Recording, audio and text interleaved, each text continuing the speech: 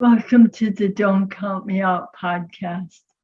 This program is dedicated to stroke survivors, loved ones, and caregivers, medical professionals, and anyone interested in learning more about this devastating disease and the warriors that face it every day. Our mission is to share stroke survivors' stories of inspiration and hope, form friendships and community, gain knowledge and insights, and the courage to dream and explore new avenues as we find our way back to living. So, my friends, the Don't Count Me Out podcast begins right now. This is someone that a lot of us have known for a few years and grown to love you and watch your story unfold. When we first met LETISHA, she was going through a really difficult time in her life. And I think we'll just start there and let you tell your story as to what had happened and what you were facing. At that time, I was leading up to having the PFO closure. So my stroke was, the underlying factor for my stroke was from the PFO, and it had been 9 years from my stroke to the closure. So during that time, it was just incredibly stressful. Just that thought of having another stroke or, surviving another stroke. Yeah, the anxiety was high all of the time. So since our last show, I have had that closure. I had that done last June, 8 months ago now, and that was successful. Scary, but successful. And so the anxiety that I have now about having another stroke has been reduced significantly. That's just amazing. 9 years between having a stroke and then having a hole in your heart repaired. Had you known all that time that you had the hole in your heart? How did they find that? Yeah, I didn't know prior to my stroke that I had a hole in the heart. So it was once I was in hospital and I was diagnosed, and they were doing the tests to find out what the cause was for my stroke, is when they found it. And 9 years ago, they weren't doing closures, or they didn't have enough evidence that was the best thing to do at the time. And then later on, I was told that they couldn't do them through the public hospitals. They could only do them through private. But over the space of 9 years, more evidence came forward that the closure was the best option for somebody that had had a stroke and had a hole in the heart to prevent further strokes from occurring. So yeah, I did know from my stroke up until it was closed that the hole was there and that it was the underlying factor for my strokes. Mentally, it was quite tough. Now, you have a couple of children. Did you have your children before or after the stroke? Was that a factor in some way? I had 3 children prior to my stroke. Yeah, so my little one, Michael, he was born after my stroke. I found out that I was pregnant with Michael about 2 months after my stroke, so June, July, yeah, about 2 months after. And the first reaction from the medical, my doctor and specialist, was not to go through with pregnancy, that it was too high risk. And then it wasn't until the second trimester that I did get the all clear, but that I'd have to be monitored weekly. So that was with liaising with the endocrinologist, the cardiologist, the obstetrician, and the neurologist. Yeah, and then I couldn't give birth to him naturally, so they wanted me to have a planned cesarean. When you're talking anxiety for what was going on in your life, just the anxiety of having this stroke and being such a new stroke survivor. And so much happens within that first year of trying to figure out who you are as a new person and get your footing back under you, and then to be pregnant on top of it. What were some of the side effects that you had from your stroke? Were you physically, did it show? Yeah, so I've got neurological vision loss. It's called homogeneous, I'm not even sure if I'm saying that right, hemanopia. So what that means is I've lost all of the vision on the right side of both of my eyes. So I haven't been able to drive since my stroke, and I still have a bit of weakness in my right hand. It's fully functioning now. During the pregnancy, I had really bad carpal tunnel syndrome. That resolved probably a year after he was born. Michael is he's really a cute kid. Imagine what a joy to have him born through everything else that you were going through. Yeah, I think he saved me because I was so depressed with the loss of identity and just not the acceptance of even having a stroke. I didn't know anyone else that was a young person that had a stroke, and I just couldn't understand. Even though they told me, I still couldn't understand, how this had happened to me. My whole life revolved around my career, and that was my identity. And so it's been really good to have him, because prior to him, I was career working mum, and now I've been able to be the stay-at-home mum and find, what really actually matters in life. How old were you when you had your stroke? 35. 35, that is young. Oh my goodness. Well, it seems as though things have turned a corner for you. And back when I first met you, you were, I can't remember the name of the group, and I apologize for that, but you were working with young people to help them to understand how important kindness is, just for our own health and well-being. Tell us a little bit about that. Yeah, to me, it's so important to just be genuinely kind to others, because we just don't know what anybody else is going through.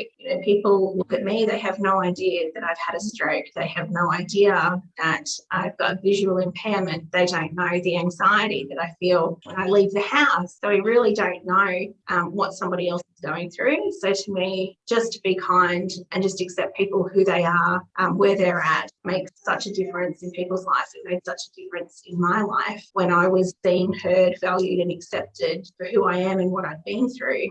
So I did register my business 2 years ago now, maybe 3, I'm not sure. It's called Kindness Empowers. It's evolved a little bit since it first began. The mission for it is to raise awareness and empower stroke survivors. And I do that in a few ways. I've got my T-shirts, which I donate some of the money to that to the National Stroke Foundation in Australia. And I work with, we call it in Australia the NDIS, and that stands for the National Disability Insurance Scheme. So in Australia, if you need speech therapy, occupational therapy, physiotherapy, things like that, you may be entitled to get a participant plan which gives funding or money to you.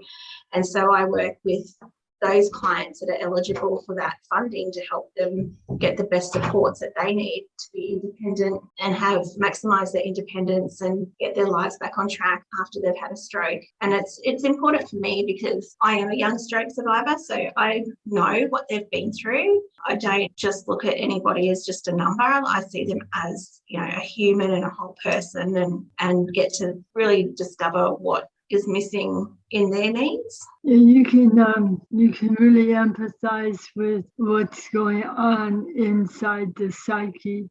It's not just the physical. A lot of times the heavier burden is what you're feeling, as far as like you were talking about your self-worth and will I ever be able to do things like I did before. And there's all kinds of little gremlins that you have to physically and mentally every day shore yourself up to fight against them, because your body betrayed you. We take for granted that we are always going to be strong. We're always going to be able to do whatever we have to make it from today to tomorrow. And that's not necessarily true. All it takes is one stroke to make you realize there's something wrong with that kind of thinking. Yeah, exactly. And we never know. I mean, you and I, we're fortunate to have connected with so many stroke survivors around the world. Mm-hmm. And from speaking to them, I don't know one who says, I expected this to happen. Like, it took all of us by surprise. It was unexpected and completely life-altering for every single person. So you survived the stroke, and then 9 years later, they found out that, well, they knew before that about the hole in your heart, but you always had that in the back of your mind. Are they going to be able to repair it? Will I have to live with this to the end of my life? Will my life end shortly? That's a lot to worry about, especially when you have 4 boys that you're responsible for raising. What helped you to just keep your sanity through all of that? My mindset. I went after my stroke, and I did go to the dark places. I was very depressed. It was quite hard for a couple of years, and then I had to pull myself out of it. The only person that could save me from that was me, and I just worked on it every single day, and I still work on it every single day. You know, I had to honour myself, my beliefs, my values, and live my life according to that. And it was tough, but then it got easier. Then it just became my way of life. And I don't invalidate the experiences that I've been through, but I know that it's given me a purpose. And so for that, I think that's what makes it easier for me, knowing, you know, I'm here for a reason. I'm here, I survived, and I can do good things from that. And I don't know, I just feel like that this has become my life path now, and just knowing that every day and knowing that I can show up and make a difference to somebody else is definitely what helps me every day. And the kids, I mean, they need me more than anything else. So I try not to, well, I don't have to worry any now, but prior to having the PFO closure, it was keeping focused. And I knew that if something happened, then I did my best every day. Well, my dear, you not only survived, but you're thriving. Some of the things that you've done, the dedication that you've shown for stroke survivors is now manifesting itself in the pages of a book. And the book is not only about you and what you've done to make this a creation for all of us, but it's also helping other stroke survivors to be able to tell their story and bring it out to the rest of us, because each story is so different and so beautiful and brings so much hope to each of the rest of us. What started you down that path? As a writer, why would you do that to yourself? You've had enough stress. Yeah.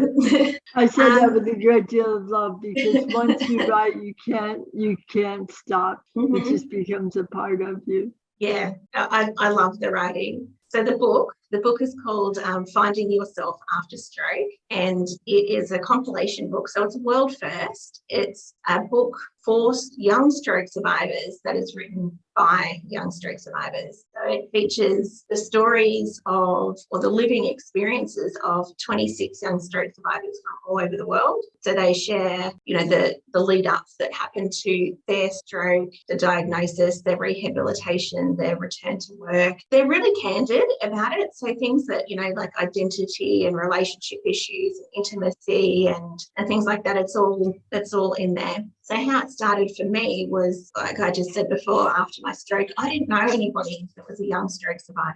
I didn't know that young people could have strokes. And, you know, and then I was pregnant and raising this baby. And so I felt very isolated and alone. There was no one for me to, well, I could talk to people, but no one understood. Like I couldn't connect with anybody with my experience. And then eventually I found some online groups through Facebook, and I started connecting with people, and then I was getting on video chats with people. And then I was like, this connection, this experience, this hearing about this happening to other people, seeing what other people have been through, helping each other through things just made such a difference. I knew I could have really done something like that years ago. So I thought, why not create this gift to give to other people to read, to know that they're not alone, that their experiences are valid, that they're valued humans, that they can change their current situation, that there is hope there. And then just recently I thought, that this resource would double for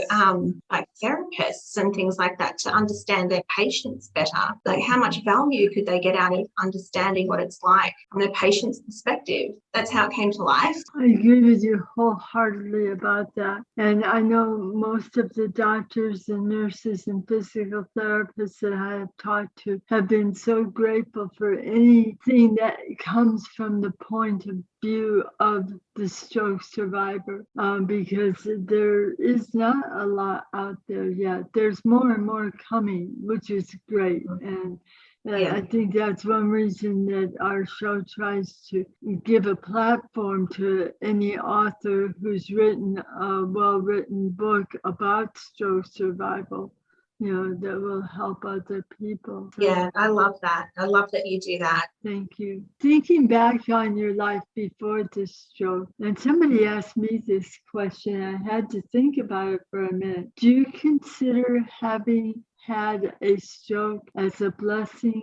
or a curse? It's a blessing for me. I wouldn't have said that 7 years ago. I was still stuck in the why me? Why did my life turn out like this? But prior to my stroke, I thought I was living my dream. I was in the job that I always wanted to be in. I loved my career. I thought that my life was fantastic. Now I look back, I think I would never want that life. Mm-hmm.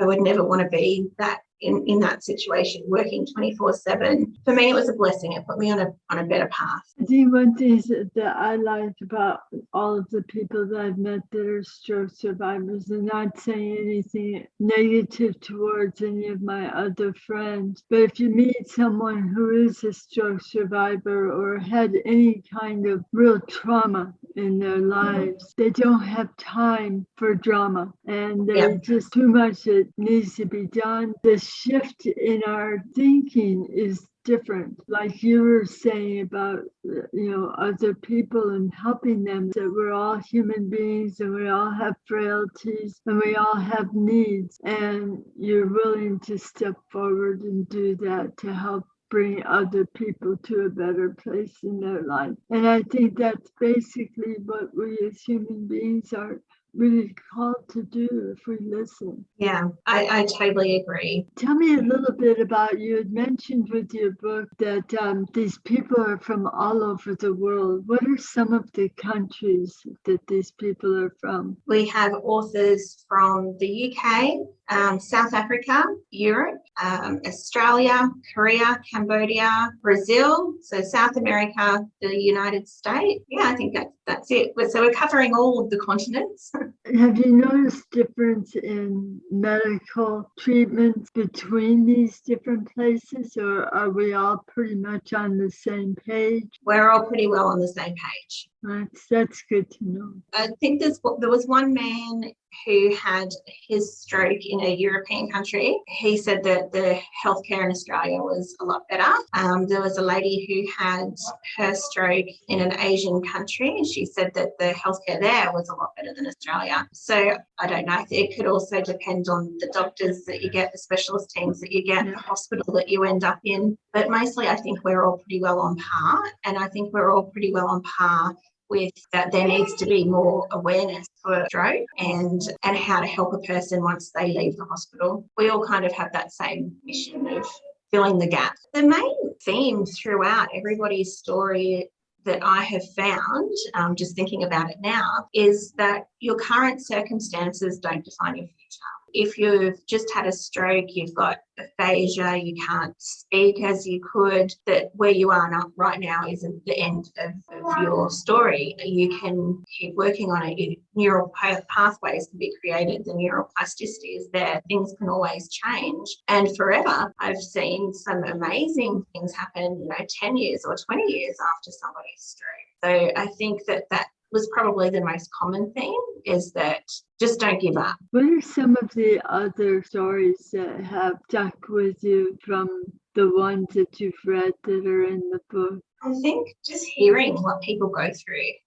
When I read the book, there was lots of tears. You've got people that are on a mission to live their life to the fullest. They've got a very clear vision of who they are, what their future is, what that's going to look like. It's all mapped out for them. And then all of a sudden, boom, in an instant they've had a stroke and now they can't walk, they can't talk, they can't swallow. Relationships change, everything's changed. They can't go back to their career. And it's like those reading that and how they've rebuilt themselves or have rebuilt themselves mentally, emotionally, physically, spiritually. Again, that really stands out for me. And I always get a bit upset to the younger the person is. I'm not sure why. It's like, oh, it's because for me it's so unexpected. But now I know, stroke can happen to anybody. It can happen in utero before you're even born. For someone who's never had a stroke, how would you describe to them that this may be a book that they would like to read? How would it help them to understand people who have survived a stroke? I think it would definitely be an awareness thing. So to understand and take the stigma out of it as well, that, there's nothing wrong with you. You've had a stroke. It can happen for many reasons. I mean, I had the hole in my heart. I didn't know I had a hole in my heart. I had no idea that I was at risk of having a stroke. Migraines, autoimmune disorders, AVM, birth control. Not sure that I can legally say that, but that is a risk factor. For somebody who's never had a stroke to take an interest in that is that it can happen to anybody. No one expects it to happen to them until it happens to them. In one way or another may have been affected by stroke, whether a grandparent or a neighbor down the street. There's other people, and I think that's one thing that we need to always caution with stroke survivors is no matter what you do in life, safety first. And there's certain areas in the brain that if they're affected, they do affect the way you think, and you do throw caution to the wind. So if someone in your life is telling you, you're doing something that's a little dangerous, you have to listen to them. When do you think your book is going to be out? We're probably looking about 8 weeks, maybe June at the latest. It'd be a good summer read. Are you accepting pre-sales on the book yet, or? Not yet, but we will be. We'll have a special launch. Keep us in the loop so we can let everybody else know about that. And are you considering doing a follow-up? I mean, you've got 26 wonderful people that have contributed to this. When people have a chance to read it, you're going to hear from a lot of people that have their own stories. Have you considered doing a follow-up? I have. I've considered doing a follow-up. I've had people already express their interest in wanting to share their story for if I do a number 2. And I would also like to do the untold story of the carers. So people like husbands and wives, spouses, partners, children, family members, parents of young children that have had a stroke, to tell the story of how stroke impacted them, their experience. Because as we know, as a stroke survivor, it doesn't just impact us, it also impacts everybody else around us. So hearing from them as well. I think that's an excellent idea. Caregivers, we wouldn't survive without the people that have been around us. Well, I know you have to go pretty soon. How much more time do we have? Just a couple more minutes. Well, let me just quickly ask you this. Is there something else that you would like to share with us before we say goodbye? I absolutely love the connections. I'm so grateful that you've had me here on your show. I think that it's just really important to connect with other survivors and feel relatable, feel connected, share your journeys together. Well, LETISHA, we always love to have you. I just always look forward to seeing your posts and finding out where you are. And you've gone through an awful lot, and you've done it with a great deal of grace and dignity. And just watching you grow through all of this has just really brought me a great deal of joy to be able to call you my friend. Thank you. And thank you for being on the show. and good luck with the book. If you'd like to maybe drop off a little paragraph about each one of the 26 people in the next 8 weeks before the book is done, we'd be happy to put it on and let people get a flavor of what they can expect to read about these different people, if that's okay with your publishing team. If you're okay with that, I would love to share who the authors are. Yeah, that would be great. And I know you have to go. I know you've got active young men that are in your household right now that need you. Letitia happens to live in Queensland, right? Queensland, Australia. It's 7:30 here in America at night. And for her, we started the interview at 10:30 in the morning the following day. So she's already living in Friday while we're still back in Thursday. That's one of the things I love about working with Zoom. We can be all over the world. Yeah, I love it too. Okay, well, my friend, we will see you soon, I'm sure. Absolutely. Thank you.